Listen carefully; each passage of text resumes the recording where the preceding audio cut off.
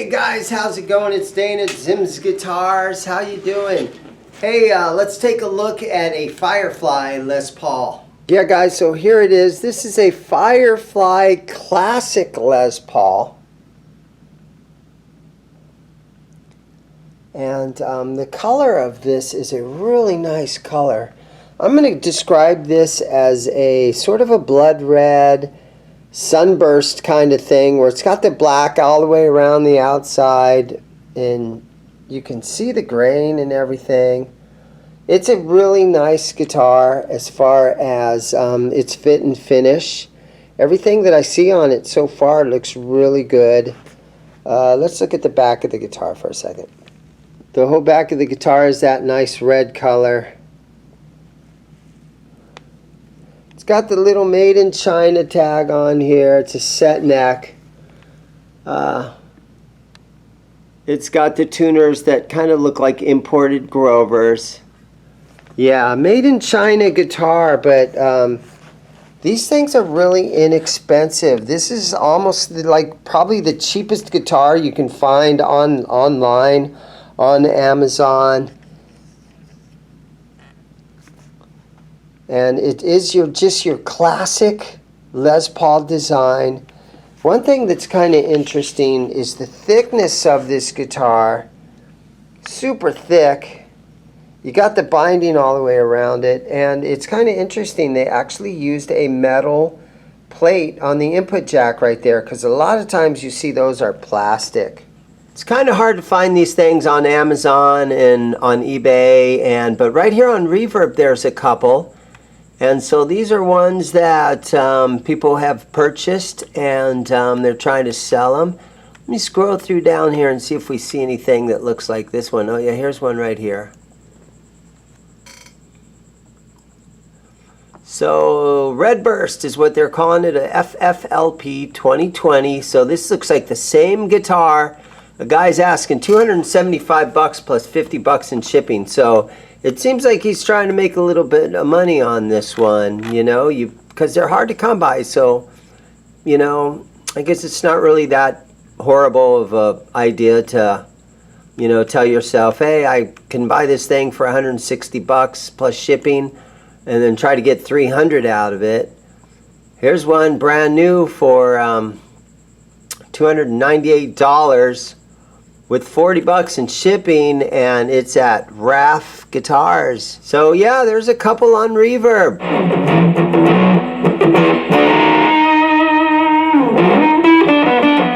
It's pretty cool. So that is a brand new Firefly.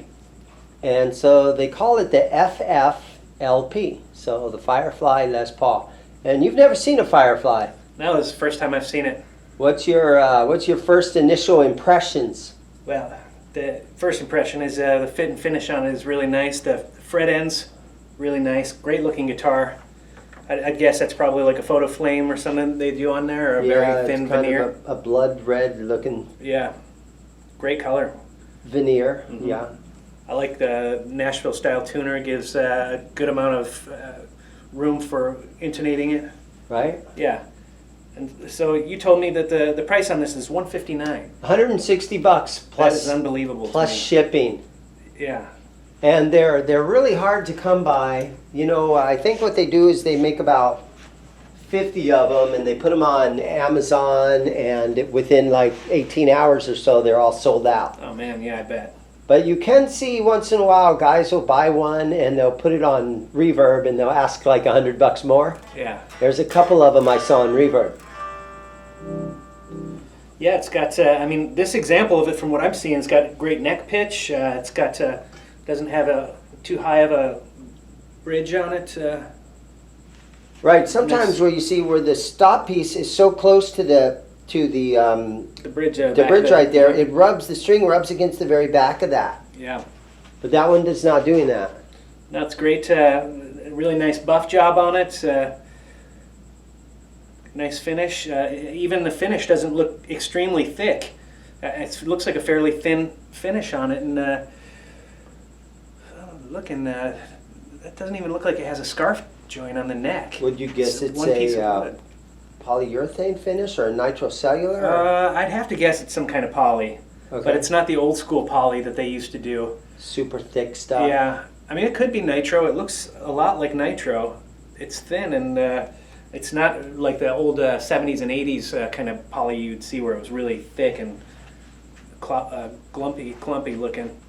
But yeah, really nice fret ends on it. I don't see any high frets. It's got a really straight neck on it. The fret ends are done nicely. The fret tops are polished really nicely. There's no gritty, poorly Made in fitted or China, seated so frets. what can you say about, this cheap stuff coming out of China nowadays? Well, this is pretty amazing. The only thing I see here, this one little tuner is just a little bit of hair off, but that could probably be just loosened a little bit and slid over. Right. But that's just the only thing I see really just looking at it right off the bat. The back cover here is nicely done. I've seen those sometimes really cheaply done. Nice knobs. Nice Kind of a hardware on it. witch hat kind of knob, or how would you describe the knobs? Nice perloid inlays there. Really Trapezoids, nice. yeah. I can't tell what the nut is. It looks like it might be like a Corian, is my guess. Nice inlays at the top, real mother of pearl inlays on the head cap there. So It's pretty just to nice. brief the guys on who's down here, this is my good friend Bernie, and Bernie went to Roberto Ben, didn't you? Yeah. Go to Yeah, I went to Roberto Ben back in the 90s. Uh-huh. Worked at Gibson at the custom shop for several months. Nice. Been here in Phoenix working. Worked at a bunch of places. Phoenix Guitar Company, Guitar and Keyboard City. Worked at Central Pond Music Brokers. Oh yeah, I haven't been way down back there in in the a day. long time. In the 90s there. And then also worked most recently over at a store called Acoustic Vibes Music for the last several years. That's right, acoustic vibe. And then So if an average guy didn't know what that thing was, it seems like at least an Epiphone quality type of guitar. Wouldn't you say $300-400 guitar?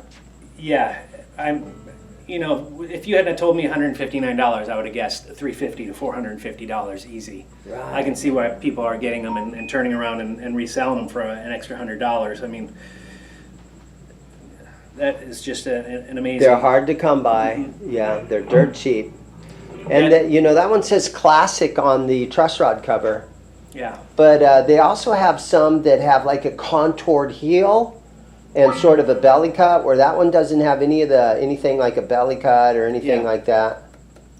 And it's not a chambered hollow top on it either. Like a lot of the older kind of Hondos and some of the copy areas Right. from the 70s, they had that. It was just a press board top. Okay. This is actually solid. Solid maple top, huh? Well, I'm not sure if it's a maple. The back inside, the back here looks like it's probably some kind of like a sapele, however you say it, Uh-huh. which is like a African mahogany. Does it look like just one piece, or how many pieces It looks is like it looking one piece to me. Yeah, it looks like a one piece. Although I do see. Let me get the camera in here. Let me look at the back of that.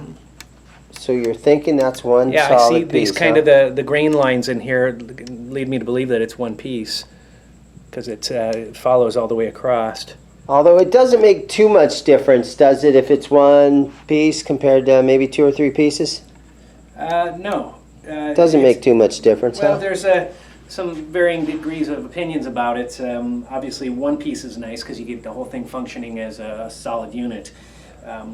Whereas you have the laminates and glue it together, it could be different densities of wood. But this thing here, even with Have you ever seen times where a 2 or a 3 piece Les Paul body starts to separate? Have you ever seen that? I've seen it in a worst case scenario where there's been either water or moisture damage, when it's been out near the ocean or near Florida, but never anything really pulling apart. Typically what happens is differential movement. In the 70s, they used to do a thing with, they'd laminate them and they used a strip of mahogany in the middle. Oh, the pancake. Yeah, and those have a difference in movement between the mahogany and the whatever the material is in the The back maple, there. I think. Yeah. Okay, yeah. Yeah. What was it? Mahogany, maple, mahogany. Yeah, there was a strip that they were using in the middle. I can't remember. I think if it was a maple strip. Might have been. But typically what happens is the differential movement will cause the lacquer to separate and then bust and chip off. I've never really seen one actually coming apart. But this thing here, even acoustically... And another thing, I think they ship them with the Dario strings, if you can even believe that. Yeah, well, I don't see the ball end colors on them. Okay. But they, you know, usually a lot of people that when they pick up an electric guitar, they strum it and they want to hear, does it have nice acoustic properties unplugged? Huh. And that's got really nice balance, nice chime. Well, go ahead and play it a little bit for us. Let's see when it starts. Start up there in the bridge position and work your way through. And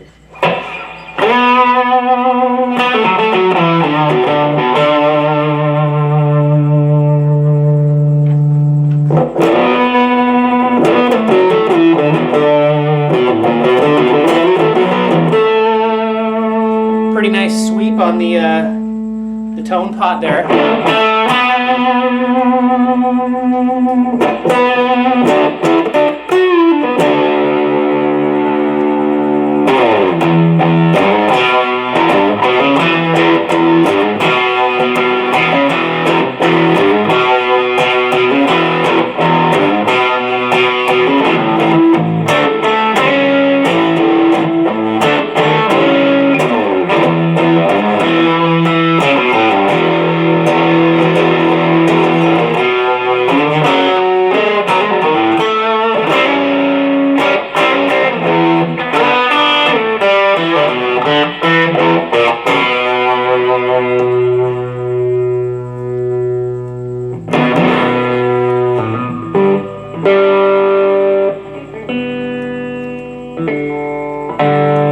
That's interesting. It's wired independent of each other. Usually on Les Pauls, when you roll down the volume on one, they both lose volume. So it's got a pretty nice sweep on it also. It's the right kind of audio pod on it, because what happens on a lot of guitars, if they don't just turn it on and it's suddenly on. From you can dial 9 to it down. 10, all of a sudden you get a jump up in volume. This has got a really nice rollback on the... It really does. Even all the way through, right down to the 1. And it cleans up really nice too with the volume. Check that out.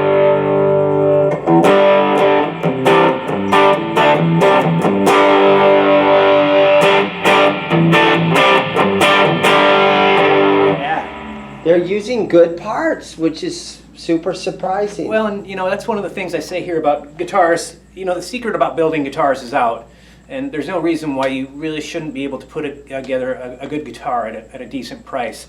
You know, especially today with everything being machined, there's all the math has been done about finishes, all the fretwork math, all those things, you know, that in the early days, the Japanese stuff that suffered the quality, I think, was mainly because they just didn't understand what they were building. Are you checking? All right, yeah, I resistance? got my ohm meter out right here, and you've got it down on in the bridge position. and if I go like this, it's looking like the bridge ohms out at 9.63. That's pretty Take good. it up to the neck and let's see what that guy does. The neck is rolling in at 9.73. Yeah, so that's a pretty good, I'm guessing they don't probably wire them for neck and bridge, but that's a pretty nice between a vintage on a vintage humbucker, you know, 7, 8, 9. On the modern humbuckers, anywhere from 11, 12 up to 15, I think, on some of the dime buckers. Yeah. So.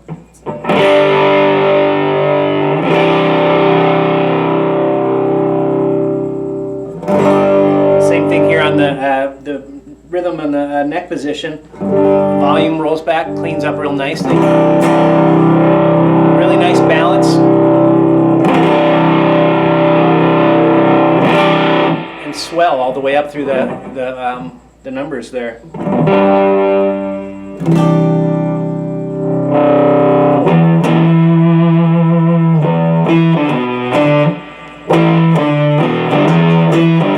Right? How many It's more got that times? tone.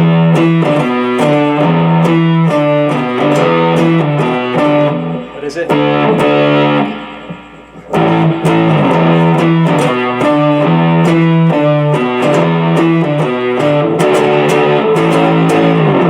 How's it staying in tune? Is it staying in tune? Well, when I first picked it up, the strings did stretch a little bit. I gave a couple bends on the G string, but after going across the strings and twice stretching them, it seems to be really nice. And what about the nut?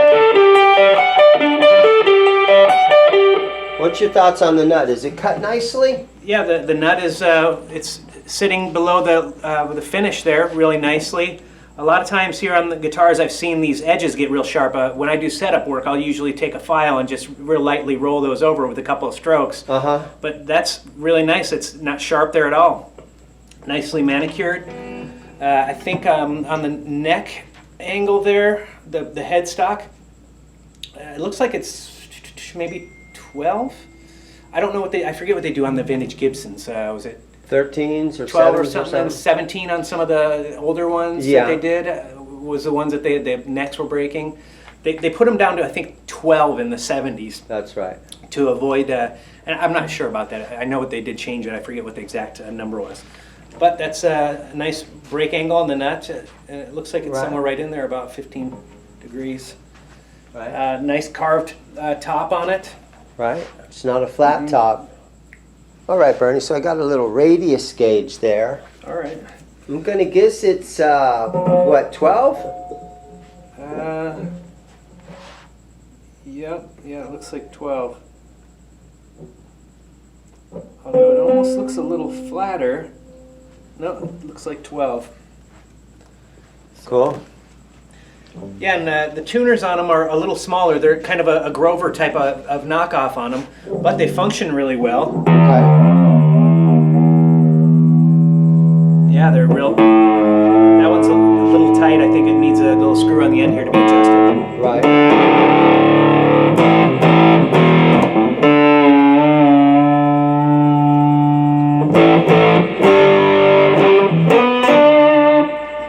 That's what the tone rolled back.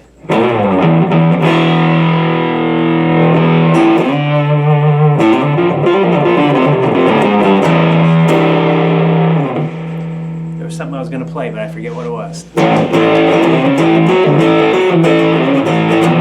that's a really an amazing deal. And with a gig bag or a hard shell case, what's it come It does. It came in a bag. Yeah, you got the bag? I do. And It's right here. probably just like a thin kind of... I mean, don't quote me on if this is the bag that it came in, but... Yeah. Because I got good friends that let me do, you know, they bring stuff in. I don't own this guitar. Okay. My good friend Rico brought this thing in to me, and he's like, you know, companies aren't sending me guitars, you know, to demo. But I got good friends that come in the store, and they bring me guitars to demo. Yeah. So maybe one of these days, huh? But no, so far I've never gotten a freebie out of anybody. Yeah, from what I see with this guitar, even here the neck joint where the body and the neck were joined, Right. really tight. There's really no noticeable gap or chip out. You know, let's do one thing. Let me go grab a Phillips screwdriver. We'll put it on the bench. Let's take that cavity cover off and see what the electronics look like. Yeah, sure. Okay, so I got the screws out of here, and immediately we see that little Made in China sticker on there. But hey, they're being proud of their craftsmanship these days. Yeah. So what are we looking at in here? Well, these, I think they call those orange drop capacitors. That's what they look like, nice capacitors. Usually they're 0.22 picofarads. I can't tell the rating on it there. Uh-huh. But full-size potentiometers. Good. Nice, looks like a really good amount of solder here. Good solder there. Nice grounding on the back of the pots.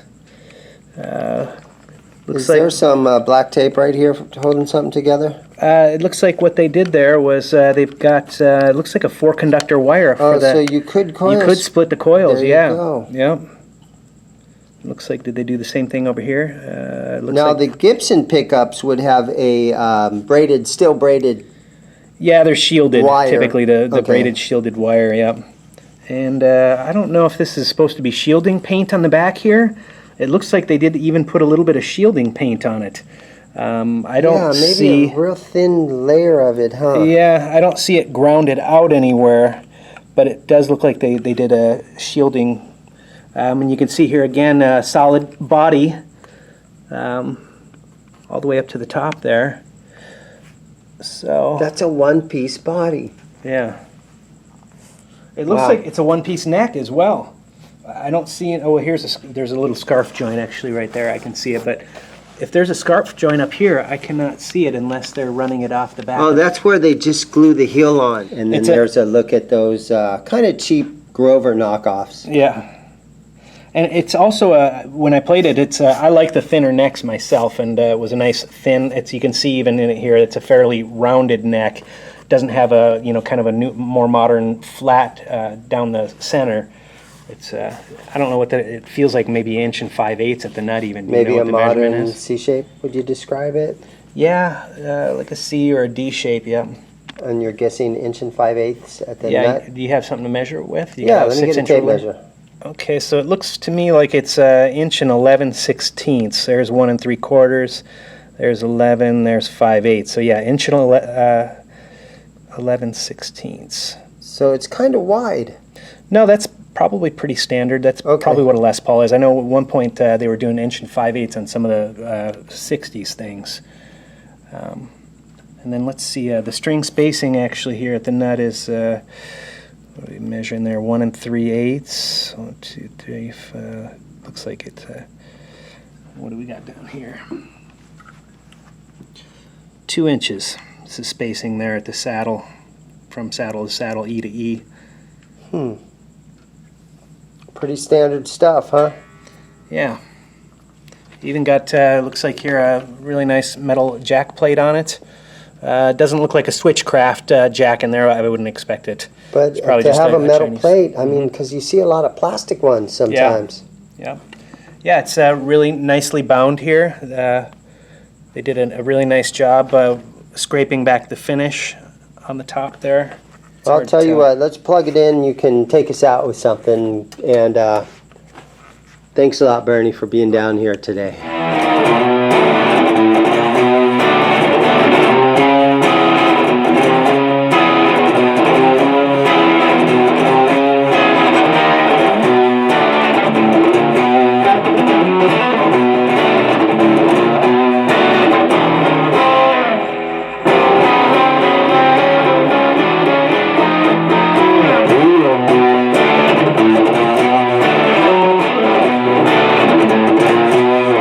A little bit of improv. Very nice.